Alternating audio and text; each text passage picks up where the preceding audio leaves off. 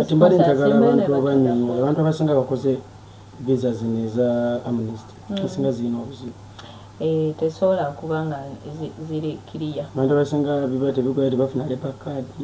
Yekyasinze obuzibu ofuna kano, it's called final submission. Abasinga tebagirina. Ekoma onokozesa emyaka gy'ebiri. Nokozesa oba oyina contract oba just toyina labour card naye ng'olina contract.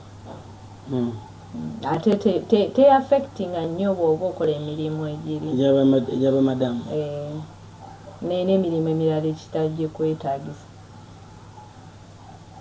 The only reason why abantu abasinga tebalina labour card is because they never did final submission. Ate licenses ziri blocked. So bana abasinga bonna Amnesty to a percentage nyingi. I won't lie to you. Like 97 is too much. Mulimu abachina license enungi. Mulimu n'abazikolera mu licenses abenkadde ezigenda maaso. So let's give it a 70. Let's give a 30. So kitegeeza abantu abasinga bali mbizibu. Buli gwomanyi.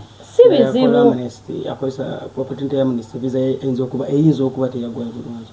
Nga yetebakola final. Nga teyafuna labour card. Nga teyakola final. Buli ayina labour card aliwera. Yeah.